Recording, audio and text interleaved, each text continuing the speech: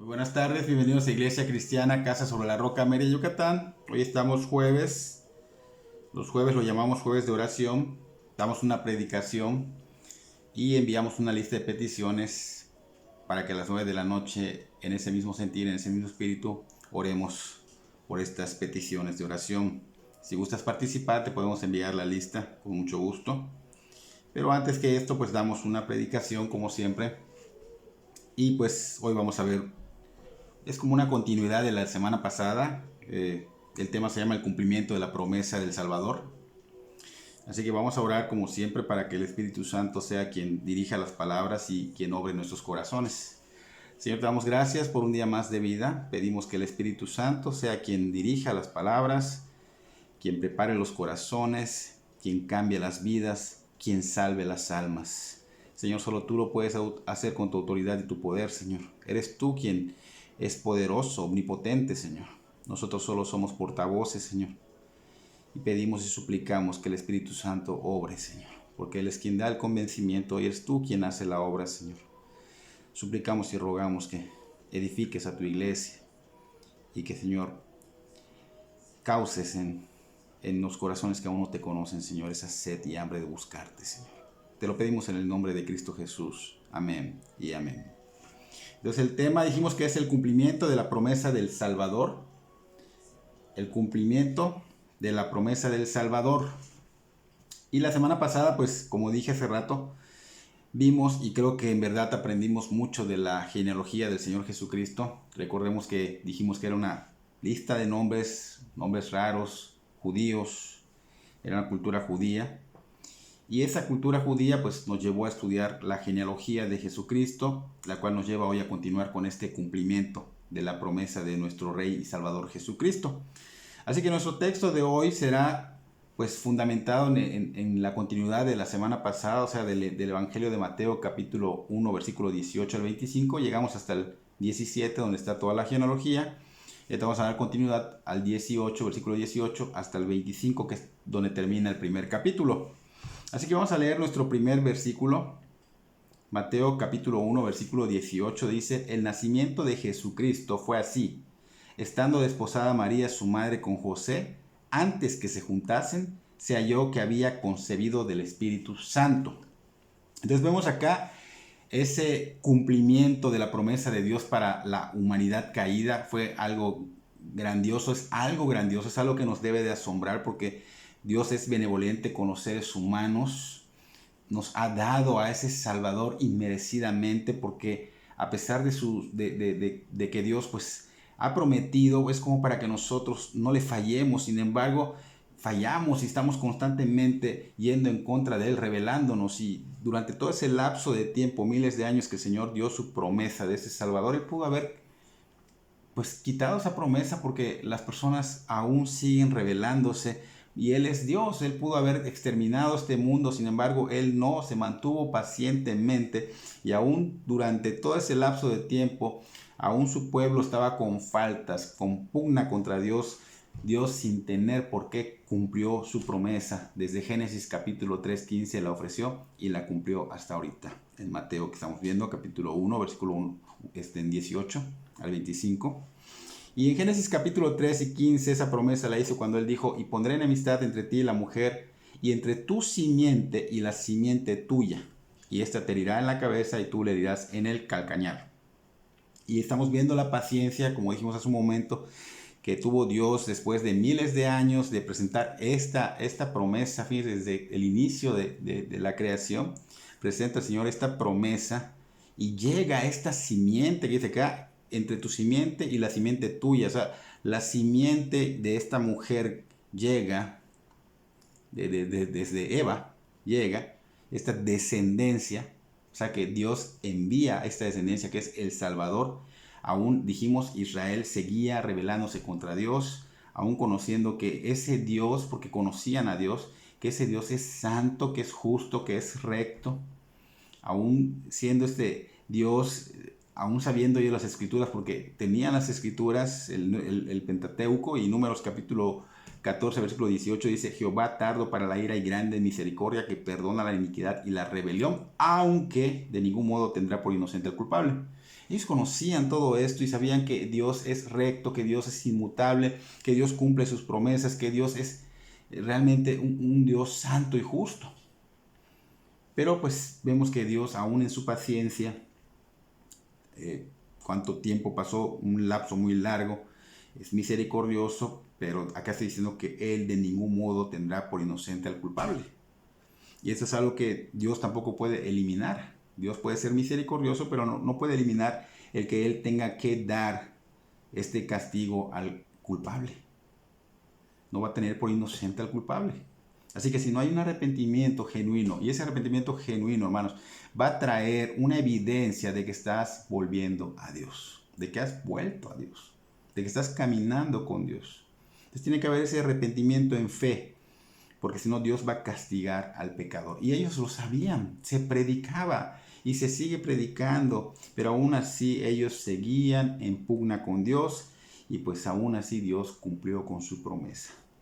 Este cumplimiento de esta gloriosa promesa se dio y Mateo es quien describe el nacimiento de esta promesa, este Salvador, el Señor Jesucristo, nuestro Señor Jesucristo. Pero antes de que iniciemos con esto, tenemos que saber y entender cuáles eran las costumbres, las reglas y las leyes del pueblo de Israel, con respecto a lo que es el matrimonio o desposorio que se estaba dando en el caso de María y José. Porque acá vemos que Mateo señala que este cumplimiento del Mesías que vino, que encarnó, ese Dios que encarnó, comienza en un matrimonio, un desposorio, por decirlo así.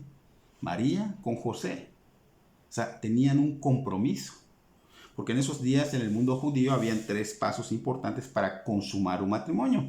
Y era el compromiso, el desposorio y el matrimonio. Creo que hoy día solo tenemos 2, el compromiso y el matrimonio. Pero en ese tiempo esto era algo serio. La palabra desposar en el diccionario académico significa que ya están unidos en matrimonio. Pero en el diccionario bíblico nos da otra definición. En el Oriente era un contrato que se consumaba con promesa formal, que tenía validez legal y que solo podía romperse con carta de divorcio.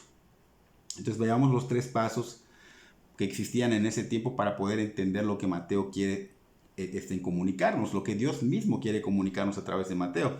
Y vemos que existía entre esos 3 pasos, primero el compromiso, y se podía hacer cuando el novio y la novia eran muy jóvenes. Ellos podían solos hacerlos, o muchas veces los papás arreglaban este compromiso. El segundo es el desposorio, que hacía que el compromiso fuese obligatorio y oficial. Y durante el tiempo del desposorio, la pareja eran conocidos ante los demás como si fueran esposos, pero sin consumar el matrimonio, sin tener relaciones matrimoniales. Y el desposorio solo se podía deshacer con el divorcio. El desposorio tenía caducidad de 1 año. Y por último el tercero, que es el matrimonio, que después del año del desposorio tenía que pasar todo este lapso de tiempo, venía la boda y se consumaba el matrimonio. Entonces Mateo dice que cuando esto sucede, este cumplimiento de esta profecía, wow, hermosa y todo, estaba desposada María con José. O sea que cuando se cumple María y José estaban casi casados. Estaban casi casados, pero no estaban casados del todo porque no se había consumado el matrimonio. Pero María se embaraza. María se embaraza. Está a la mitad de realizar este matrimonio cuando este evento sobrenatural sucede en su vida, y sabemos que fue por una concepción por el Espíritu Santo, o sea, una concepción milagrosa por el Espíritu Santo, quien es Dios mismo. Pero José aún no lo sabía, aún no sabía esto, pero el desposorio que se hacía entre los judíos era tan serio como el matrimonio. Estaba seriamente comprometido. Entonces, antes de consumar el matrimonio, dice aquí Mateo que se halló que había concebido. O sea, quiere decir que José descubrió la condición de María. Tal vez María se lo comentó. O tal vez la descubrió y dio por hecho que ella le había sido infiel. Porque pues él no había tenido no se había consumado el matrimonio, ninguna relación con ella. Obviamente José al enterarse se sobresalta, pero no se sobresalta así exteriormente, sino en su interior. No se nubló su juicio, reaccionó pasivamente. Y hay un proverbio que quiero que veamos ahorita para que veamos cuál es la reacción que tuvo José. Y que es una reacción que nosotros deberíamos tener como cristianos. Proverbios capítulo 19, versículo 2 dice: el alma sin ciencia no es buena, y aquel que se apresura con los pies peca. Repito, el alma sin ciencia no es buena, y aquel que se apresura con los pies peca. Entonces, es muy importante tener este conocimiento, o sea, esta ciencia, pero esta ciencia es la sabiduría de Dios. No estoy hablando de psicologías, no estoy hablando de filosofías, no estoy hablando de otro tipo de ayuda, sino del conocimiento, de la sabiduría de Dios. Porque esto nos va a hacer ser prudentes, ser lentos para la ira y vivir conforme a la voluntad de Dios. Porque esto te va a hacer considerar exhaustivamente la situación y llevarlo no a tu voluntad, no a la psicología, no a la filosofía, no a lo que yo creo, sino a la voluntad de Dios, sin ir en contra de Dios. Entonces José fue sabio. José por eso fue prudente. Por eso José actuó de esta manera. Sí se sobresaltó, pero tuvo dominio propio. Y es algo que todo cristiano debe aplicar en su vida, en su diario vivir, en toda situación que se le presente. Ejercitar el dominio propio. Y digo el dominio propio porque antes tal vez no lo teníamos, o sea, no teníamos ese control, pero ahorita tenemos un espíritu de poder, de amor y de dominio propio, así que nosotros podemos ejercitar ese dominio propio, según Pablo le dijo a Timoteo en su segunda carta, capítulo 1, versículo 7. Entonces, de acuerdo a Deuteronomio capítulo 22, versículos 23 y 24, María y José pudieron haber sido apedreados por esto. Como no se había consumado el matrimonio, pues ellos, ¿qué pasó allá? O sea, ¿qué hizo María? Y dice en Deuteronomio 22, 23 y 24 que podían apedrear a ambos. Entonces, hay evidencia de que no todos los judíos obedecían esta ley, porque habían judíos que permitían que la parte inocente se divorciara del cónyuge infiel. Pero no siempre era así, o sea, algunos sí, algunos no. Pero José tenía en la mente esto de que podía ser que lastimaran a María. Él no quería que apedrearan a María. Él no quería que marginaran a María. Jesús la amaba. Desde José, pero la amaba. Entonces José tenía obviamente en la mente pues la traición y el engaño, pero al mismo tiempo tenía esa compasión, ese amor por ella. Y no es un amor cualquiera. Es un amor sacrificial. José conocía de Dios. Por eso José estaba actuando de esta manera. Entonces, al haber concebido del Espíritu Santo, para los que estaban en ese entorno, los que estaban en ese tiempo, pues para ellos fue un engaño. Pero para María y para nosotros hoy día no. María fue privilegiada. María fue bienaventurada por ello. Pero eso no significa que María no era pecadora como todo ser humano. María sí, obviamente, fue una joven virgen. Estaba virgen, no había consumado su matrimonio. Era muy joven María. Aún no tenía una relación sexual y fue ella una hermosa herramienta para Dios. Pero recuerden, María era, igual que todo ser humano, heredera del pecado de Adán. Entonces debemos considerar que María obviamente se sorprendió, lo vemos en la Biblia, en Lucas, y también pues me imagino que ella se habrá sorprendido, se habrá maravillado por la tremenda noticia, pues algo que nunca te esperas, que Dios te encargue algo, ¿no? O sea, muy difícil y poco creíble que ella, María, dijera, pues vino un ángel y me dijo. En este caso vimos que el ángel Gabriel vino. Y pues María habrá dicho, pues es que, ¿cómo puede ser que yo, siendo tan insignificante, siendo una pecadora, porque todos somos pecadores, desde Adán, recuerden, cayó la humanidad, es una humanidad caída para todos, no hay uno que no. Entonces ella se habrá sentido inmerecedora y dirá, bueno, ¿cómo es que Dios se ha fijado en esta humilde sierva para que yo sea madre de la humanidad del Jesús? O sea, tenemos que tomar en cuenta, María no podía ser madre de Dios, o sea, no podía ser madre de su deidad porque Dios no puede tener una madre. Si fuera como muchos piensan, entonces no sería Dios. Si tuviera madre, no sería Dios. Entonces fue una prueba muy grande para una piadosa joven mujer como María, al igual que también para José, que estaba pues prácticamente desposado, o sea, estaba comprometido con ella. Así que la situación pues si te pones a analizarla, pues era tremenda. Era fuerte, de lo más vergonzoso y humillante para José. Y también para María, porque pues María no había hecho nada malo. Entonces la reputación estaba en juego, el honor estaba en juego, sus vidas estaban en juego porque pudieron haberlos matado.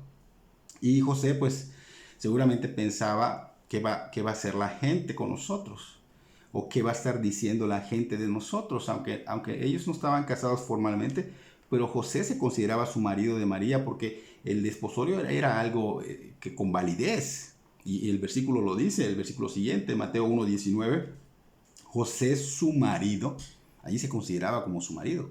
José su marido, como era justo y no quería infamarla, quiso dejarla secretamente. Así que él se consideraba ya su esposo, solo faltaba poco tiempo para que ya se consumara, fuera la boda y ya se consumara. Pero José no quería que le pasara algo trágico a María, él la amaba. Entonces estaba buscando ahora sí un divorcio secreto para no dañarla, pero él no estaba actuando a lo ligero, él estaba pensando.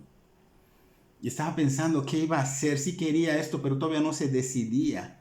Y a veces pasamos por momentos como estos, cuando tenemos una decisión que tomar, que es muy difícil. Escojamos la manera menos dura y más amorosa para hacer las cosas. Habrá ocasiones en que tengamos que tomar medidas fuertes, sí es cierto, pero recuerda, hazlo como lo haría Jesús. Ahora, no confundamos la disciplina que también es amor. En nuestros hogares a veces confundimos, no, pues mira, vamos a decir que la disciplina no existe. No, la disciplina tiene que haber en tu hogar. Las reglas tienen que estar. Esto es parte de amar a tus hijos. Entonces no confundamos la disciplina que también es amor, pero aún aplicando la disciplina debes sentirse que te están aplicando esa disciplina con el amor de Cristo. Eso sí es importante. Mateo capítulo 1, versículos 20 y 21, seguimos. Dice, y pensando él en esto, él estaba pensando, estaba maquinando, ¿qué voy a hacer? Y imagino traumático el pensar que su futura esposa la había engañado. Entonces él quería hacer algo y de pronto dice, está pensando en él en esto y dice, he aquí un ángel del Señor le apareció en sueños. Le apareció en sueños.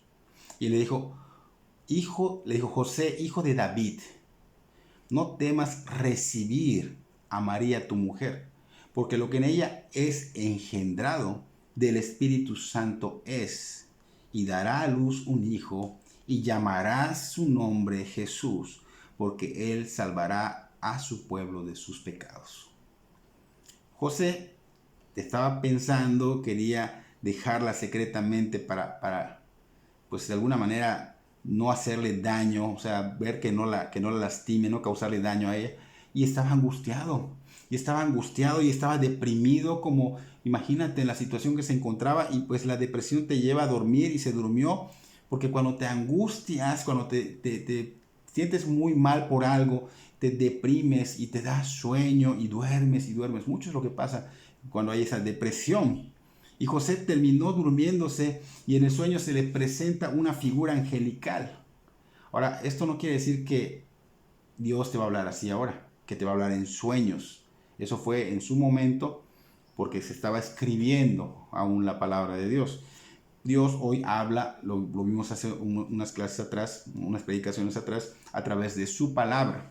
Nos habló antiguamente por los profetas, nos habla por su Hijo a través de su palabra. Entonces, José estaba pues como loco porque cómo es que se embarazó María, había un misterio, María le decía que no, o sea, no creo que le dijera pues sí, hice algo, no, María decía que no, y él estaba como nublado su futuro, en ese momento pues tenía sueño, veía un oscuro porvenir, pero hasta en sueño vemos que José tuvo dominio propio, pensaba en su sueño con sabiduría, y aunque no sabía exactamente qué iba a hacer, él estaba buscando la manera, dándole vueltas, algo que Dios le mostrara, aunque había decidido ya dejarla secretamente, su mente seguía analizando y pensando como Dios piensa.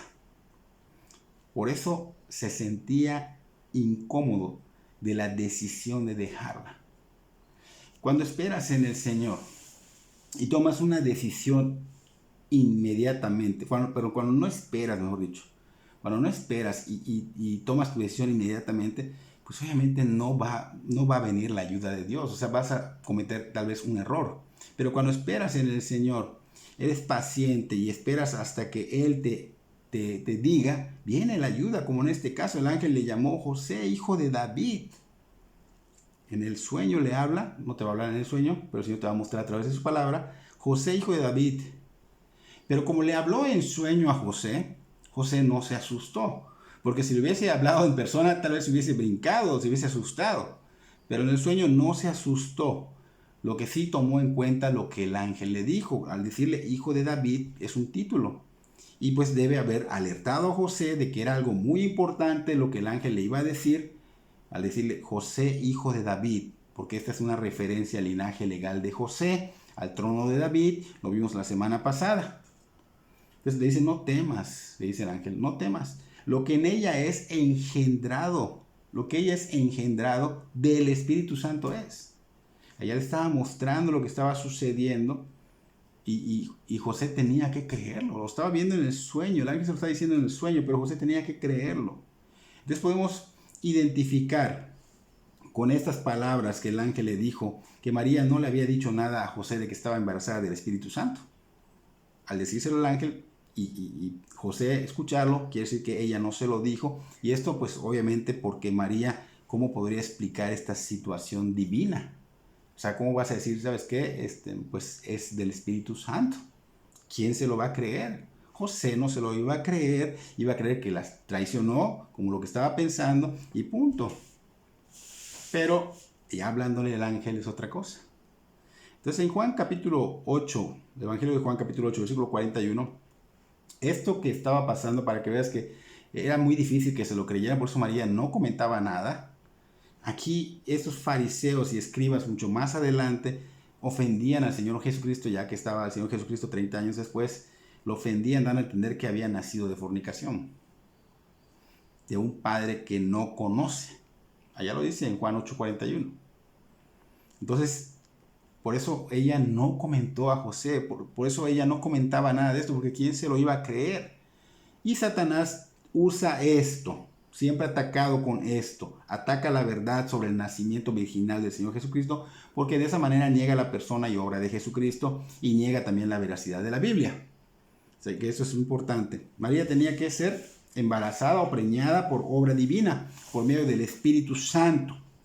No había otra manera en que pudo haber nacido Cristo sin pecado, el Cordero de Dios que quita el pecado del mundo, porque si hubiera nacido de un padre pecaminoso, ¿cómo podría él traer una naturaleza sin pecado? No podía ser. Entonces Jesús es nacido de una mujer para que fuese humano, pero no por un hombre, para que no fuese pecaminoso.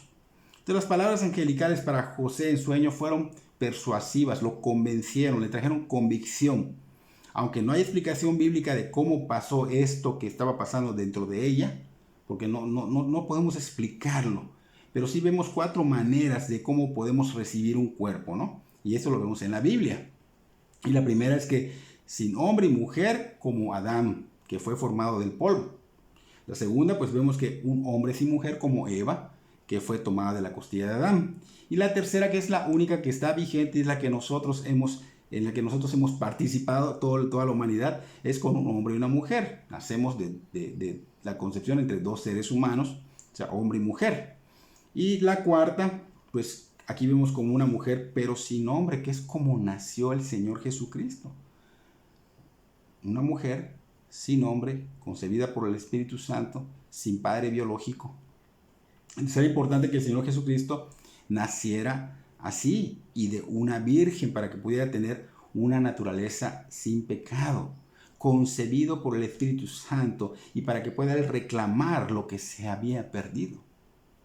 Entonces, no hay explicación de cómo pasa esto, pero Lucas nos dice en el capítulo 1, versículo 35 del Evangelio de Lucas, de que viene el ángel y se le presenta a María y le dice, el Espíritu Santo vendrá sobre ti y el poder del Altísimo te cubrirá con su sombra, por la cual también el santo ser que nacerá será llamado Hijo de Dios. Entonces, es una concepción acá no hay una explicación, pero es maravillosa. Aquí es un misterio, pero le llama cubrimiento. El Altísimo te cubrirá con su sombra, o sea, un cubrimiento de sombra, donde el poder del Señor es manifestado por el Espíritu Santo y se hace la concepción de manera milagrosa.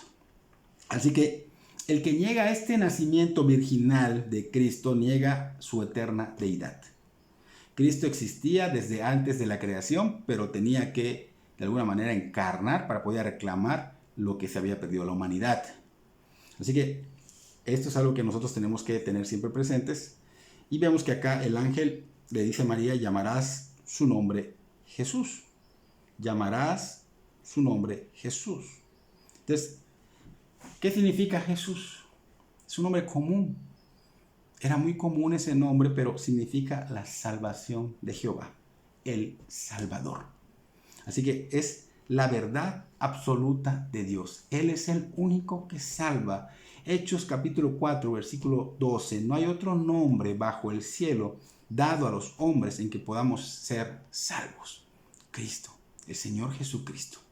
Entonces Dios no le había dado un nombre que no fuera de valor primordial. Su nombre es el más alto, el más sublime, el más brillante, el más noble. Así que este nombre es sobre todo nombre. Y la gloria de nuestro Señor Jesucristo es cuando es nuestro Salvador. Ahí se ve la gloria. Entonces tenemos que recordar que en el Antiguo Testamento hay nombres que significan Salvador, como Josué era un Salvador, Gedeón era un Salvador, David era un Salvador, pero el título que se le está dando al Señor Jesucristo está sobre todo nombre, sobre cualquiera, porque Él es el único Salvador en un sentido de que nadie más podía ser. Filipenses capítulo 2, versículo 5 al 11, lo vimos.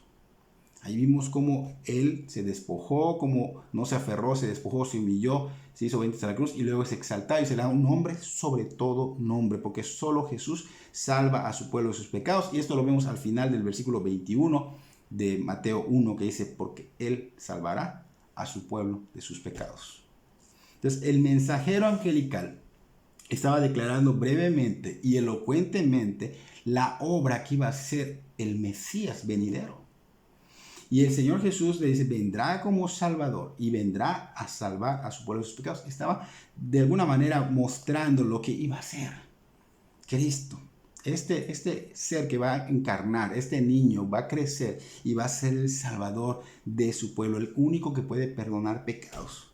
Y esa promesa, hermanos, se cumplió. Cristo murió, Cristo resucitó y se ha cumplido. Ya somos salvos los pecadores que rinden su vida al señorío de Jesucristo. Si no rindes tu vida al señorío de Jesucristo, no eres salvo.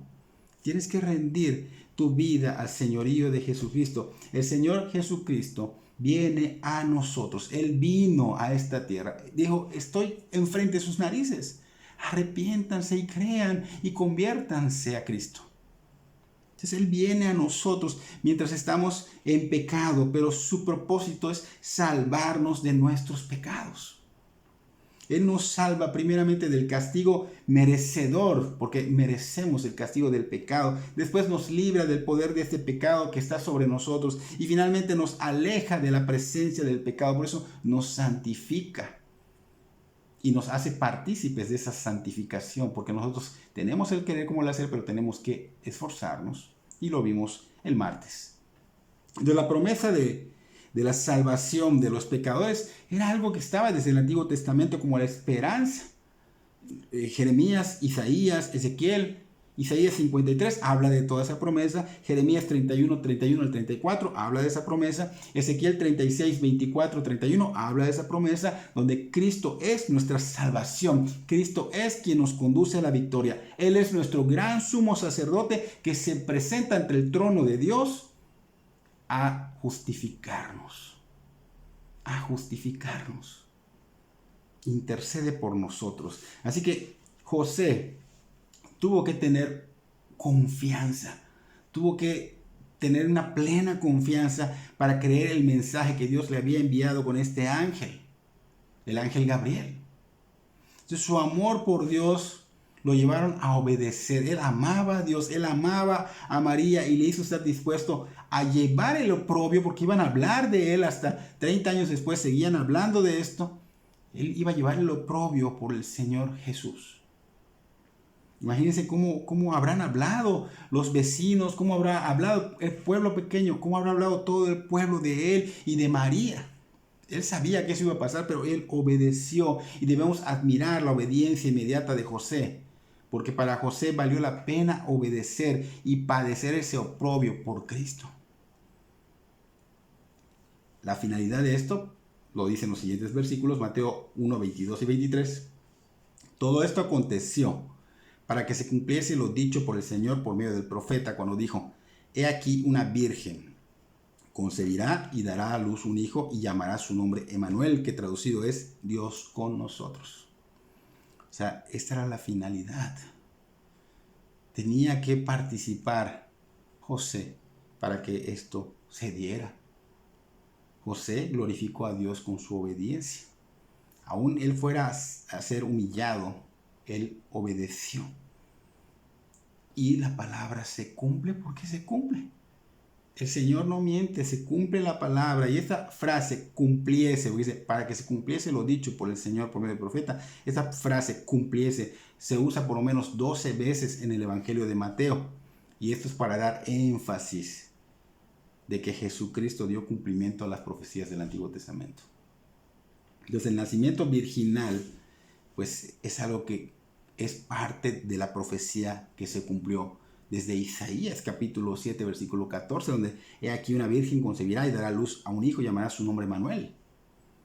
Se está mencionando, Mateo lo vuelve a mencionar, está enseñando la concepción natural del Señor Jesús profetizada por Isaías. Está viendo que se está cumpliendo en ese preciso momento al dar a luz al Salvador Jesucristo. Entonces Mateo menciona Emmanuel, igual que Isaías, que traducido es Dios con nosotros. Y esta palabra Dios con nosotros, esto nos debe maravillar, hermanos, nos debe asombrar, porque es una de las cosas maravillosas que Dios hizo por seres humanos insignificantes, necios, con un corazón perverso como nosotros. Así que es maravilloso saber que Dios vino para estar con nosotros. Dios con nosotros, y solo le corresponde ese título al Señor Jesucristo. Él es ese Dios que vino, encarnó para salvarnos, vino para estar con nosotros, para salvarnos. Y esta frase se refiere a su deidad y su identificación con el hombre y su cercanía con el hombre. También significa que Él dejó todo por nosotros para venir a salvarnos y estar acá con nosotros. Filipenses capítulo 2 versículo 8, ya dijimos, 2 del 5 al 8, habla de lo que Dios tuvo que hacer para venir y pues para que veamos allá cuán bendecidos somos porque Dios vino para salvarnos. Entonces Dios está también por nosotros, como Pablo dijo en Romanos capítulo 12, cuando somos perdonados por Él. Cristo dice allá mismo usando a Pablo: ¿quién podrá separarnos del amor de Dios? Tribulaciones, potestades, cualquier enfermedad, hambre, lo que sea, nada nos puede separar, ni nadie nos puede separar del amor de Dios. Dios está con nosotros por la eternidad y Dios está por nosotros.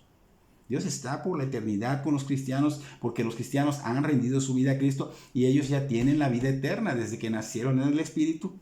Y se le ha dado el privilegio de que el Señor viva eternamente en nosotros. Entonces, esto obviamente le puede al diablo, se retuerce y obviamente está buscando la manera de derrumbar todo esto, pero no lo puede hacer. Nada te puede separar del amor de Dios que está en Cristo Jesús, Señor nuestro. Nada. Pero nosotros sí tenemos que ser diligentes, sabiendo que queda poco tiempo, debemos congregarnos, debemos evangelizar, debemos arrebatar esas almas que están en las puertas del infierno, como lo estábamos antes nosotros, porque alguien nos arrebató, alguien nos habló con el evangelio, alguien fue diligente, alguien que se estaba santificando. Entonces, son pocos los elegidos. ¿Qué esperamos, hermanos? Verdaderamente Jesús es Emmanuel. Jesús es Dios con nosotros. Lo podemos corroborar en Isaías capítulo 7, versículo 13 y 14. Entonces Isaías le dijo: escuchen bien ustedes de la familia real de David. ¿Acaso no les basta con agotar la paciencia humana? ¿También tienen que agotar la paciencia de mi Dios? Muy bien, el Señor mismo les dará la señal. Miren, la Virgen concebirá un niño, dará a luz un hijo y lo llamarán Emmanuel, que significa Dios está con nosotros. Entonces, ¿en qué sentido es Cristo Dios con nosotros? Pues el Señor Jesús se llama Emmanuel, o Dios con nosotros, en su deidad cubierta con esta encarnación. Cuando nació, Dios con nosotros, por la influencia de su Espíritu Santo, pero Dios con nosotros en varios aspectos. Por ejemplo, Dios es con nosotros en la predicación de su palabra. Hemos dicho cómo Dios es el que te está entregando el mensaje. Hemos dicho cómo Dios Padre está presente. Cristo te entrega el mensaje. Dios Padre está presente. El Espíritu Santo está convenciendo y los ángeles están dando gloria a Dios sublimemente. Entonces Dios está en la predicación de su palabra. Dios es con nosotros en la oración privada, en la oración colectiva, cuando empezamos, continuamos y terminamos en su nombre, en el nombre del Señor. Dios es con nosotros. Él es Dios con nosotros para confortar, para iluminar, para proteger, para defendernos en cada tentación o prueba y hasta en la hora de la muerte y hasta en el juicio. Dios con nosotros. ¡Wow! Y es Dios con nosotros, es Dios en nosotros, nosotros con Él y Él en nosotros por toda la eternidad. Porque está morando en nosotros. Él hace morada, lo hablamos el martes. Él hace morada y está de alguna manera dejando cómoda esta morada. Lo hablamos el domingo también. Entonces podemos confiar plenamente en Él. Y digo, todo esto, ¿no te parece maravilloso? O sea, glorioso, majestuoso, Dios con nosotros. Dios, no cualquier persona, no el presidente, no cualquier artista. Dios, el creador de este universo tan vasto, con nosotros. Y eso muestra, como dijimos en Filipenses, lo más bajo que Dios se inclinó para salvar al hombre. Él vino a humillarse. Él vino a encarnar, a humillarse, a padecer, a sufrir el oprobio por nosotros, para salvarnos, para estar con nosotros, para dar su vida por nosotros. Pero tenemos que rendir nuestra vida al señorío de Jesucristo para que podamos saber que Dios está con nosotros. Entonces, Él va a estar con nosotros. Si rendimos nuestra vida al señorío de Jesucristo, va a estar con nosotros todos los días hasta el fin del mundo. Y para los que ya rindieron su vida al señorío del Señor Jesucristo, obviamente está con nosotros todos los días hasta el fin del mundo. Ahora yo te pregunto, ¿qué rey de la tierra hace esto? Te pregunto, ¿qué autoridad presidencial o gubernamental hace esto? Nadie, ninguno. Ninguno. Solo Dios muestra su misericordia y su benevolencia al estar con nosotros, al rescatarnos primero, al darnos vida eterna y estar con nosotros. Cuán grande es este milagro de que, wow, Dios pudo ponerse humanidad, o sea, encarnar y seguir aún siendo Dios. O sea, Dios aceptó la debilidad. Vean cuánto se humilló, la fragilidad, la dependencia de un humano hacia otros, por ejemplo sus padres. Tenía que crecer como niño, depender de ellos y de todas las leyes. Y esto muestra también la humildad y la humillación que Dios hizo por nosotros, pero también muestra la compatibilidad entre la naturaleza humana no caída, naturaleza humana no caída y la naturaleza divina. O sea que se pudieron unir esas dos naturalezas. 100% Dios, 100% hombre. Esto solo en Cristo. Solo Él puede ser esto. Y esto muestra que realmente somos nosotros hechos a la imagen de Dios y que podemos venir a Él porque Él es Dios con nosotros. O sea, que Dios ha venido a nosotros. Entonces nosotros podemos ir a Él. Antes no. Ahora sí. Por eso está la invitación a cada rato. Mira, vamos a la iglesia, escucha el evangelio, porque esto es algo grandioso y glorioso y majestuoso. Dios está al alcance, pero no va a ser por siempre. Él está siendo paciente.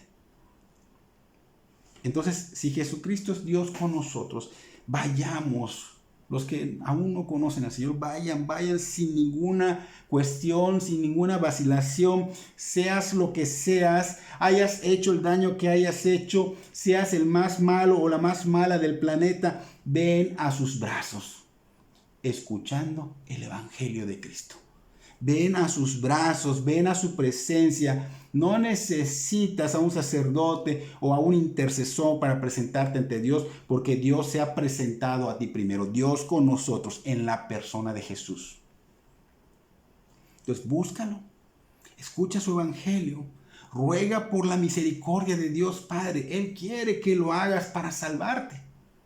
Dios es con nosotros y fue evidenciado. Juan capítulo 14, versículo 9, Jesús le dijo: ¿tanto tiempo hace que estoy con vosotros y no me has conocido, Felipe? El que me ha visto al Padre. ¿Cómo pues dices tú, muéstranos al Padre? Dios se presentó y fue de alguna manera en la persona de Jesús. Es Dios con nosotros. Esto es lo mejor que nos puede pasar, Dios con nosotros. Entonces, si Dios es con nosotros, hermanos cristianos, glorifiquemos a Dios por todo esto que no merecemos. Andemos rectamente como es digno de ese llamamiento cristiano y santo. Que se vea que está Dios con nosotros, que vean otras personas y por nuestra vida puedan ser captadas y que pongan atención y busquen de Dios por lo que nosotros vivimos. Pensamos, reaccionamos.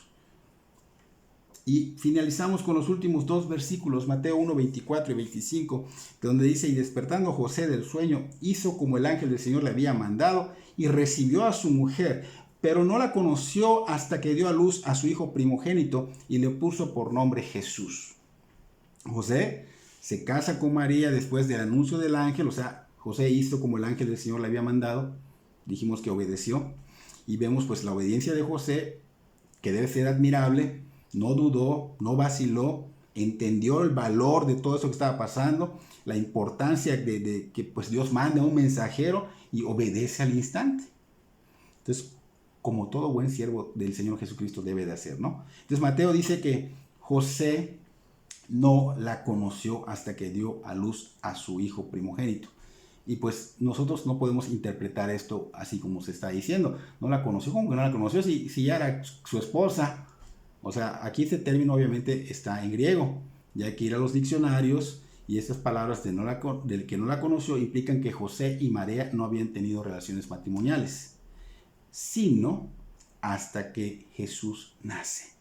Después de que Jesús nace, o sea, nació Jesús, pusieron el nombre de Jesús, María, consumaron su matrimonio. Es cuando se conocieron, esta palabra en griego, tuvieron relaciones matrimoniales, o sea, tuvieron intimidad. Y la Biblia nos muestra, aunque muchos viven engañados, pero la Biblia nos muestra que ellos tuvieron otros hijos, que son hermanos de Jesús, obviamente hermanos como hermanastros, ¿no? Por decirlo así. Y Mateo finaliza este capítulo con la frase: y le puso por nombre Jesús. María y José hicieron lo que Dios les había mandado. El ángel le dijo a José: ponle Jesús. Se lo puso. Le pusieron Jesús. Y aunque era un nombre común, porque Jesús dijimos que era un nombre común, tenía un gran significado. Y vendría a ser el más grande nombre. El nombre sobre todo nombre. Ese nombre tiene la autoridad, el poder, el señorío. Es el nombre más alto, el más brillante, el más noble, el más sublime. Y es su gloria de nuestro Señor ser nuestro Salvador. Vuelvo a repetir, es su gloria ser nuestro Salvador. Ahora, cristianos, no caigamos en lo que tristemente muchos cristianos viven. Ellos viven como si esto nunca hubiera sucedido, como si Cristo no hubiera hecho nada por ellos, como si Cristo no hubiera venido y haber dejado su gloria, se hubiese despojado de ellos, se hubiese humillado, hubiese muerto, hubiese resucitado y hubiese venido a salvarnos. Como si no hubiera verdadera limpieza de pecado en ellos. No vivamos así, hermanos. Como si no hubiera una regeneración en nosotros, porque no se ve. Te vives como los demás. Tu enfoque es otro. Tu corazón está lleno de otras cosas. Gobierna en tu corazón otras cosas, no la palabra de Dios, no Cristo. Es triste que muchos, pues, supuestamente dicen que Dios escribió su palabra en nuestro corazón y parece que no tenemos en nuestro corazón la voluntad ni la palabra de Dios. Como si no hubiera una relación estrecha o nueva o cercana, nuevas criaturas. Como si no hubiera esa sed y hambre de buscarlo en oración y buscar el reino de Dios, su justicia. Entonces no sigamos ese ejemplo, hermanos, sino realmente maduremos y busquemos realmente la santidad, sin la cual nadie verá al Señor, porque nos ha apartado para Él. Y debemos dar gloria a Dios porque nos envió al Salvador. Nos envió al Salvador y debemos dar gracias a Dios porque esto muestra su buena voluntad para nosotros los seres humanos. Si esa buena voluntad no se hubiese dado de Dios, Dios no enviaba al Salvador y nosotros estaríamos condenados al infierno. Entonces, vean lo glorioso, lo majestuoso, que se cumplió esta promesa que Dios dio hace miles de años y se hizo el cumplimiento del envío de este Salvador. Vino, se humilló, encarnó, se hizo hombre, murió en la cruz por nosotros, resucitó y tenemos nosotros la gracia, porque no lo merecemos, de poder ser salvos en el nombre de Jesucristo. ¡Wow! El Rey de Reyes. Espero que Dios obre en nuestras vidas, hermanos, y podamos ser edificados con esta predicación y que los que no conocen a Cristo empiecen a conocerlo y rindan su vida a su señorío. Que Dios bendiga sus vidas grandemente.